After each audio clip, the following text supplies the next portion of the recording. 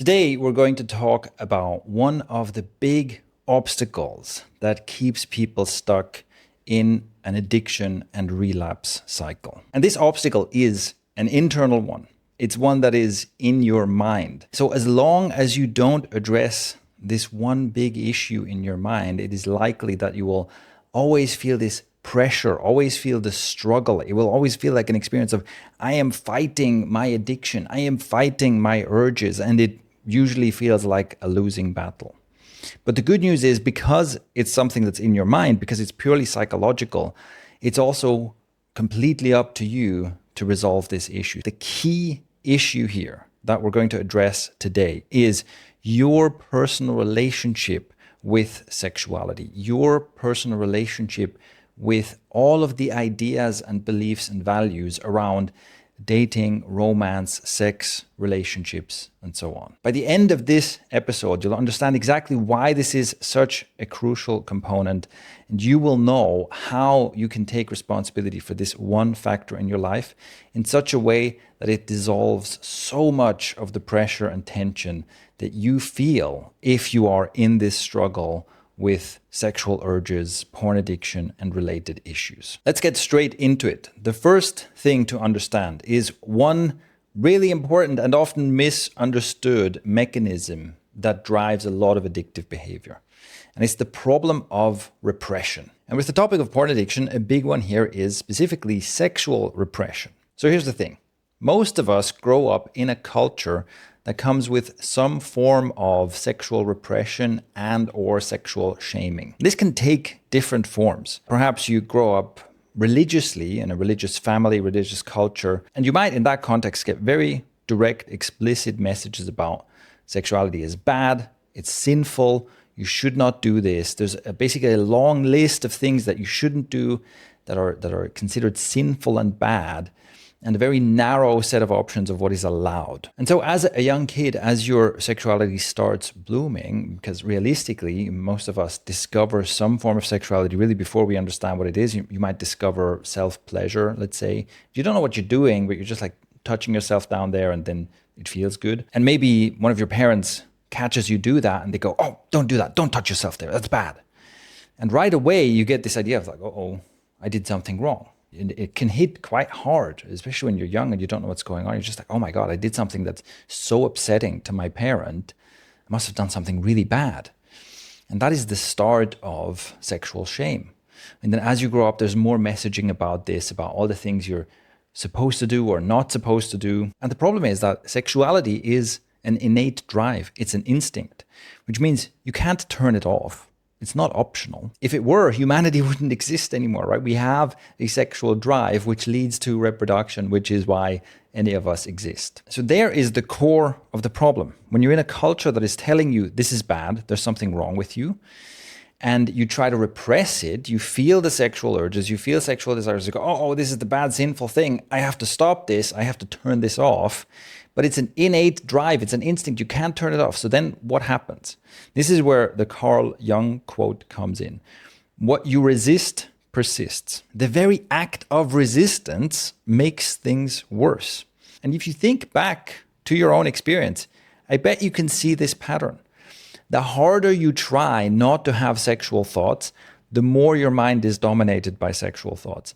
The harder you try to suppress sexual desire and sexual feelings, the more uncontrollable the urges feel. And so ironically, people who have been shamed the most and told the most that sexuality is something they need to repress are the people who are most likely to have really severe porn addictions, sex addictions, and a really complicated, difficult relationship with this whole area of their life. But also, an important addition here is, I've been giving this example of religion-based sexual shaming, which is very common, sadly, but this is not the only way a bad relationship with your own sexuality happens. Personally, I didn't grow up with a very strong religious background, but still there was loads and loads of like implicit, more subtle sexual shaming that I grew up with. And sometimes it can even flip the other way around. You might be growing up in a very liberal background where the idea is, yeah, it's all good. And maybe, especially as a man, it's like, well, you're a young man now, you should get a girlfriend. And if you can't get a girlfriend, there's something wrong with you. And that can also create lots of pressures of I'm not good enough, there's something wrong with me. So unfortunately, the truth is that from all kinds of very different backgrounds, people end up with varying flavors of sexual shame and repression and feelings of I'm not good enough. And all of that is basically an emotional charge. All of that makes this area of your life like emotionally complicated and painful. And it's exactly this emotional pain that you then escape with your addiction. The addiction itself is kind of like a soothing, a coping mechanism, like a painkiller to briefly take away this emotional pain that you're experiencing. And obviously then it spirals out of control and everything gets worse. But generally it's there because you have an unhealthy relationship with sexuality in the first place. So all of that is to say, this is why this is such an important component. If you cannot heal your own relationship with your sexuality, if you keep carrying around all these feelings of shame and repression and guilt and fear, then it's always going to be an uphill battle. So, what do we do about this? The factor we're going to address today is about beliefs. We inherit beliefs from our family, from our culture, and so on. And those beliefs are generally really unhelpful. And what's worse, nowadays, if you're trying to solve this problem, you're trying to figure out, especially as a man, if you're like, how do I become a better man? What are the right kinds of values for me to live by?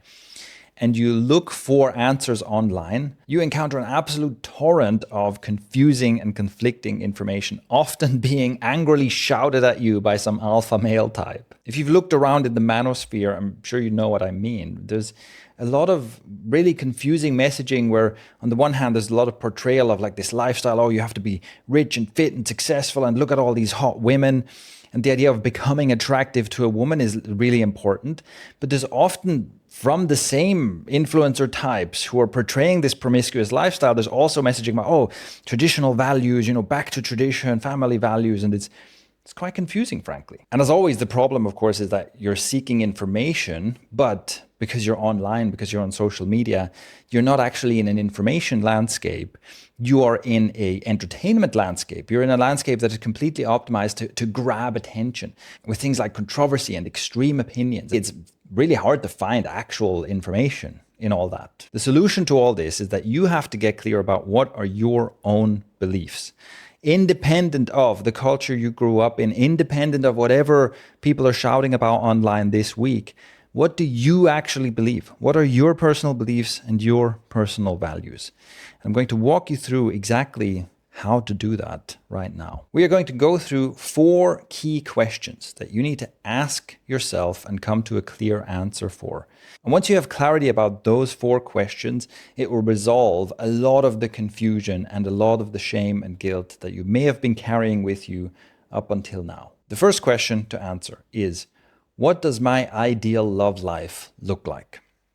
And I'm using the term love life here because this is not the same as asking, what does my ideal relationship look like?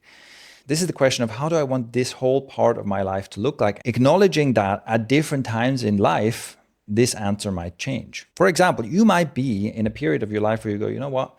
Right now, I don't really want to be dating. I don't really want to be in that whole game. Maybe I'm just focused on a project. Maybe I'm focused on myself. It just doesn't feel like that's what I want right now. And that's a perfectly legitimate answer to the question about this is what I want my love life to look like. I basically want it to be non-existent. Even there, you might want to include, well, I do want to have some female friends. I do want to have some of that femininity in my life. I just don't want to be dating. I don't want to be romantic right now. Also, a legitimate answer is maybe you have a partner and you just go, well, here's what I want my relationship with my partner to look like.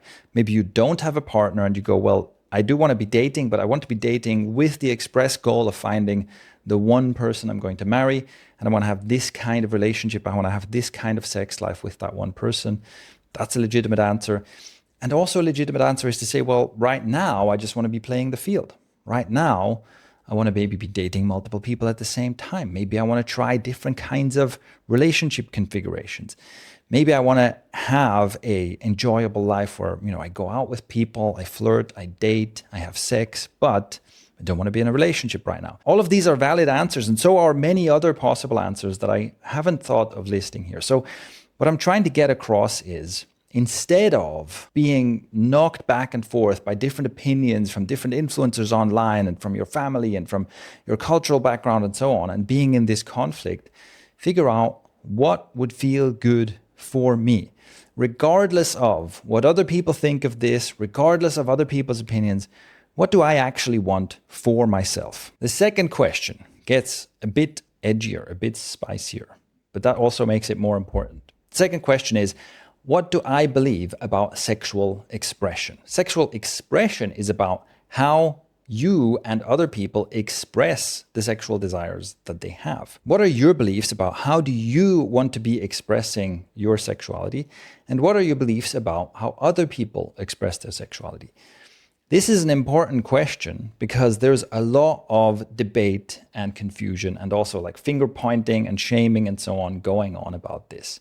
And you really need to come to your own conclusions. So first of all, think about how do I want to express my own sexual desires? What do I believe about, let's say, flirting? How do I want to be flirting? Who do I want to be flirting with? Is it okay to express sexual desire to a stranger? And if so, in what way? What is okay to do? What do I find not okay? What do I find creepy? Get clear about how do I want to be expressing this?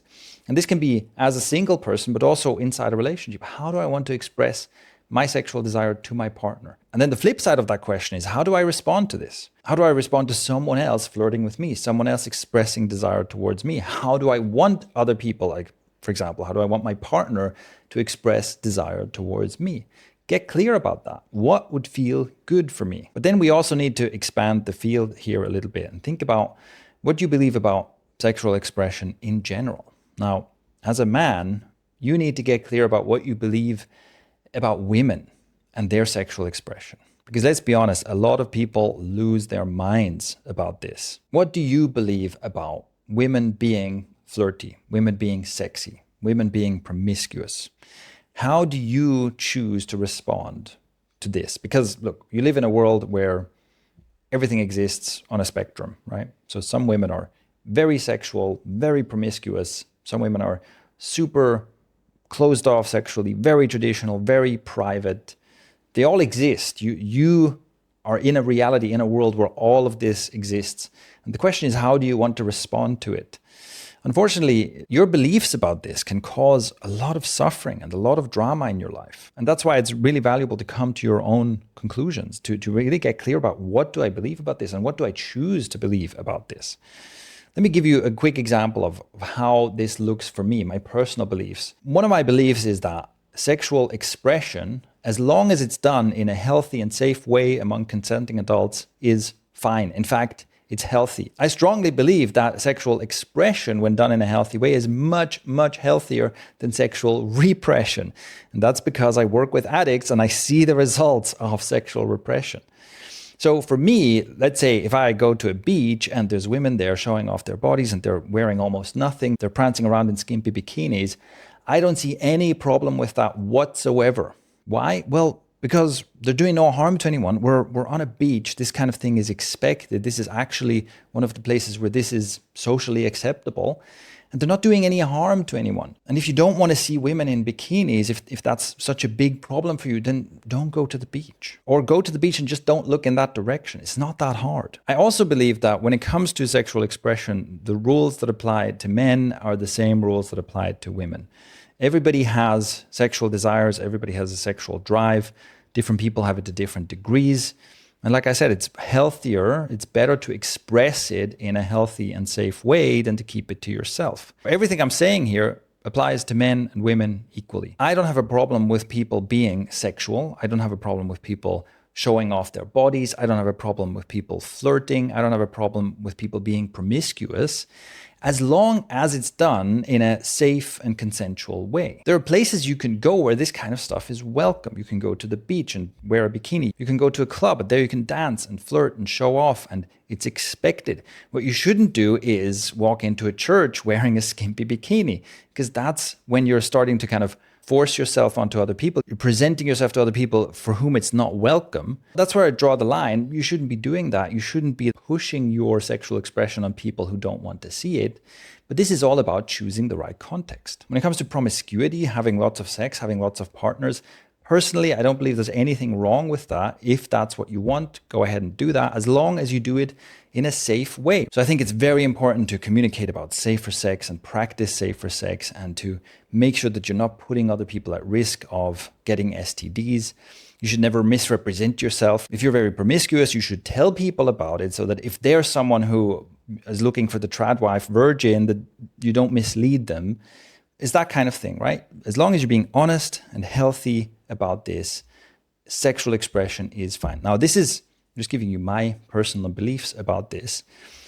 But the important thing here is that you get clear about what do you actually believe about these things, and how do you respond to the world as it is. We cause ourselves a lot of suffering by saying, well, the world should be different. Other people should be different. Well, they're not going to be different. Other people are as they are. The world is as it is. The question is, what do you believe? What are your values? And how do you respond? All right, question number 3. This is potentially even more spicy and even more edgy. The question is, how do you relate to self-pleasure? What are your beliefs about self-pleasure? This is one of those things, like if you've seen my content before, you might know this already. I might be the only person online who talks about overcoming porn addiction, and also talks about how self-pleasure is unproblematic. I do not see any problem with masturbation. I'm not going to get into all of the details of why this is. I have other videos about that, and I'm going to link to my explanations of this. But basically, there are very clear and strong reasons to believe that pornography is harmful and addictive. Self-pleasure is not. This is why Quit by Healing is about healing your brain from the effects of porn addiction. It is not about practicing nofap. But again, these are my beliefs and my values, and you have to get clear about what do you believe about this? What are your values around this, and why? And make sure that when you answer these questions that you're not just parroting what someone else told you, but get clear about, why do I believe this? How do I personally relate to self-pleasure? What do I want my relationship with self-pleasure to be? And what do I think someone else's relationship with self-pleasure should be? And then finally, question number 4 is, how do you relate to someone with an imperfect sexual past? This is the question that will pretty much reveal to you how much of your own suffering you've been causing. So what I mean by the question, how do you relate to someone who has an imperfect sexual past? So we all have values and ideals and beliefs, and nobody is perfect. We all fall short of them in some ways. And look, an example of this is, maybe you've come to the conclusion that, hey, pornography is harmful. I don't want to be addicted to pornography anymore. I want to stop. And then you relapse. That's imperfect, right? Like if you were perfect, you would say, hey, I'm just never going to watch porn again. End of story. But unfortunately, you're an imperfect human being. And so sometimes you relapse. What are your beliefs about that? How do you want to relate to someone who is imperfect like that? And the same is true for anything else where you basically veer off of your values. What about someone who has maybe made some poor choices in the past? Where it's like, oh yeah, I had unprotected sex with strangers when I really shouldn't have had. I put myself in situations that were really not that great. Or maybe someone has gone through a period where it's like, yeah, I had sex in an unhealthy way, like in a psychologically unhealthy way. I was in a situation where I was saying yes to it, even though I didn't really want to. And I feel kind of gross about that. Look, these kinds of things are quite common. Like I said, basically nobody is perfect, right? So whatever your values about sexuality and promiscuity and self-pleasure and so on are, what about when you fall off of the ideal path? My personal beliefs, as you can probably guess, is that, well, people are redeemable, that people make mistakes, that everybody's on a path of development. And so it's actually totally normal for someone to say, hey, I have some values now that when I look back, I didn't live by these values. I made some mistakes and learned some lessons, and now I believe things differently. So I have an imperfect past. It's also perfectly normal that people have values and they want to do things right. They want to stick to a certain way of doing things. And then sometimes they have moments of weakness and it doesn't work out. I believe that this is completely normal. And I believe that everybody deserves forgiveness. I believe that everybody is redeemable. The reason I said before that this question will reveal a lot about how you've caused your own suffering is because if you write down your beliefs and you have really strict beliefs, you think promiscuity is bad, you shouldn't do it. Self-pleasure is bad, you shouldn't do it. And then you also go, well, people who have an imperfect sexual past are basically bad people. I don't want anything to do with those people. They're irredeemable. What situation are you putting yourself in? First of all, you're putting yourself in that bucket because your sexual past is imperfect. So you're saying, I'm one of these irredeemable people that I want nothing to do with. And when you think about it, it's like, oh, that explains a lot, doesn't it? Right? You don't like yourself. You don't want to forgive yourself. And of course, you feel a lot of tension about that. You feel a lot of guilt and shame about that. And of course, that all that guilt and shame needs an outlet, and you can't find one. And then you have uncontrollable urges, and then you end up relapsing. If you have strict beliefs about all these things and you're not willing to forgive people who are imperfect, you are setting yourself up for failure. You're basically becoming your own worst tyrant. You're setting impossible standards for yourself and then constantly wanting to punish yourself for not meeting those standards. This, quite frankly, is immature. It's an immature belief system. It is something that is normal. Look, if you're young and you're listening to this and you discover that this is your belief set, this is normal. This is a teenage development level kind of belief system. And ideally, as you grow up and as you confront yourself with questions like this, as you actually do the kind of internal work that leads to growth and maturing, your ideas will become more complex. Your ideas will become less like, simple rules and everybody should adhere to the rules, and more complex and more like, well, the world is a complicated place. People are unique individual beings and nothing is quite perfect. And you can have a belief system that accommodates that. But now let's get into how to do this exercise in a way that it really helps you. So here's the first thing. I recommend strongly that you answer these questions in writing. Don't just sit there and think about it for 2 seconds and think, okay, I've answered the question. Sit down, look at the question, start writing, and keep writing. Don't answer these questions in a shallow way. Don't write down a one-line answer. Really go into detail. What do I believe about this? Why do I believe this? Ask yourself, is this really what I believe? Is this me saying this, or am I just parroting what my parents told me or what some influencer told me? What do I really believe? This requires some digging. And what I'm talking about is this could be like 20 minutes of writing per question, which I know is a long time. Right nowadays, 5-second TikTok is already challenging people's attention span and telling you to write for an hour.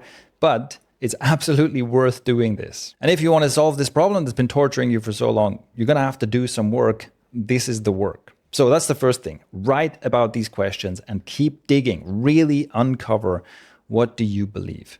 The second thing is, you might think that this is simply a question of, I have a bunch of beliefs and I'm going to write them down. But that's not the case. This is about choosing your beliefs and shaping your beliefs. In the examples I gave before, you could already see that there's ways to answer these questions that will make the problem worse. You can answer these questions in a way that creates a lot of pressure, creates a lot of shame, and backs you into a corner where you have to be perfect, and then you punish yourself for not being perfect. This is not very useful. So what do you do about that? Maybe you're just thinking, well, these are just the beliefs I have. What can I do? Here's the one thing to do. Come from a place of love. You can ask yourself, what do I believe about these questions when I'm really tuned into my heart, when I come from a loving place? A loving place both towards myself and towards other people. This is kind of advanced stuff, but let me let you in on a little secret. There's 2 general driving forces in any human being. It's fear and love. This is the most fundamental and most important choice you can make in your life. As you navigate life, you always have the choice to come from a place of fear or come from a place of love. And you can try this out right here in this exercise. You can write your answers, and if you see that your answers are quite fear-based, that your answers are quite like almost, they feel constricting, you can ask yourself, you can acknowledge that and say, okay, this is what my fear has to say about this.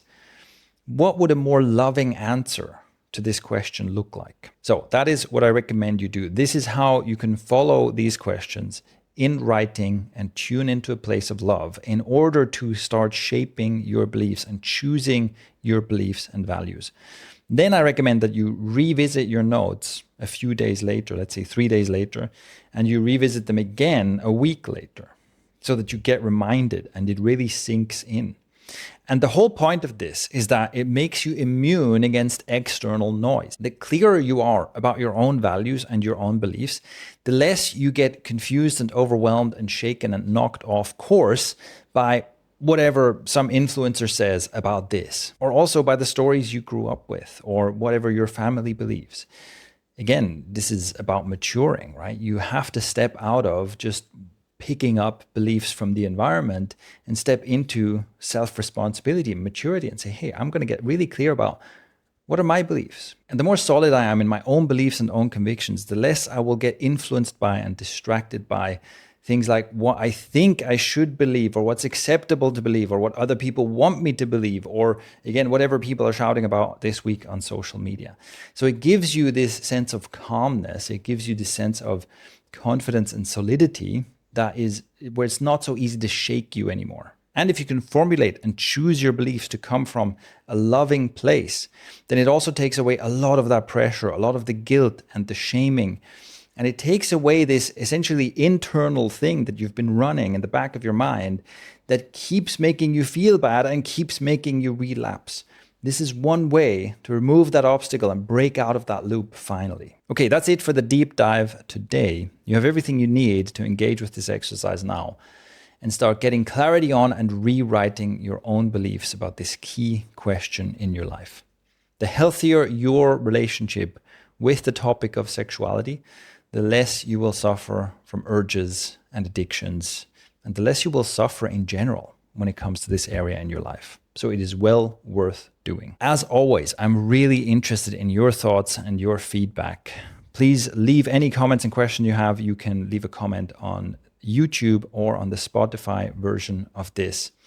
In both cases, I make sure to check all the comments. I try to leave replies whenever I see a question. And also, I often make content based on the questions and feedback that I get. My goal is to make this content as useful as possible for you to truly free yourself from this addiction and really become a more powerful, happier, freer version of yourself. As you can imagine, it is hard for me to compete against the noise and controversy and spectacle of the internet with this kind of grounded, actually information-based content.